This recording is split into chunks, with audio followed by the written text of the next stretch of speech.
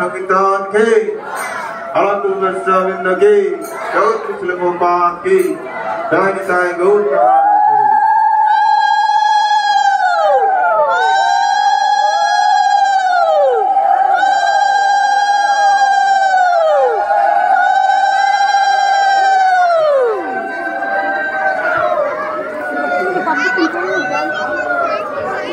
हरे कृष्ण हरे कृष्ण कृष्ण कृष्ण हरे हरे हरे राम राम राम हरे हरे।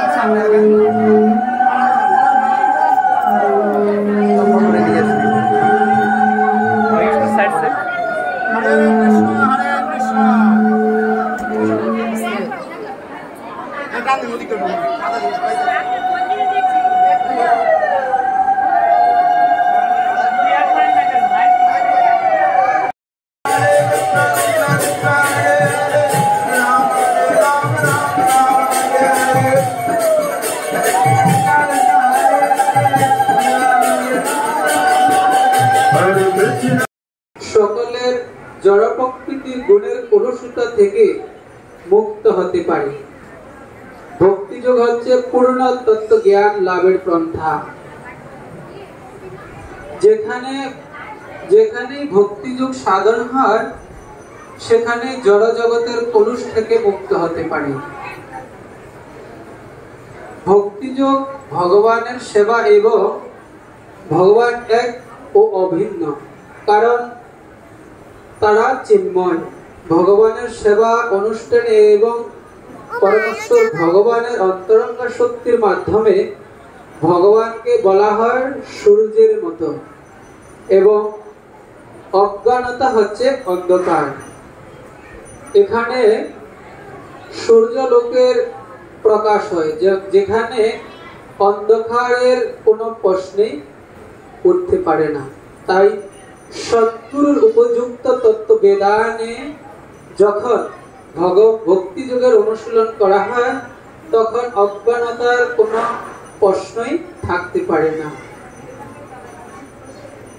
সকলেরই উচিত কৃষ্ণ ভাবনামিত অনুশীলন ব্যতীত হওয়া, এবং বুদ্ধিমত্তার পায় ততই সে জড়ের প্রতি আসক্ত হয় এবং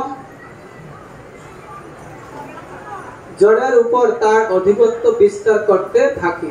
এই হৃদয়ের দুর্বলতাগুলো এই জড় অস্তিত্বের কারণ। এই অধ্যায়ের 5টি শ্লোক হৃদয়ঙ্গম করে এই সমস্ত দুর্বলতা থেকে মুক্ত হয়।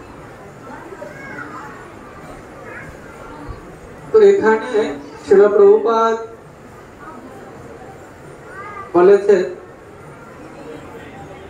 আমি 19 নম্বর শ্লোকের অনুবাদটা একটু পড়ছি। নির্মলতা প্রাপ্তের জন্য ভগবানের সেবায় নিয়োজিত হওয়া। যতক্ষণ পর্যন্ত না কেউ কৃষ্ণ তত্ত্ব লাভ করছে এবং ভক্তি যুগের সেবায় নিয়োজিত হচ্ছে, সাধারণত মানুষের দৃষ্টিভঙ্গিতে সে যতই বুদ্ধিমান হোক না কেন সে যথার্থ বুদ্ধিমান নন। এই শ্লোকে অর্জুনের এই নগণ্য বলে সম্বোধন করা হয়েছে।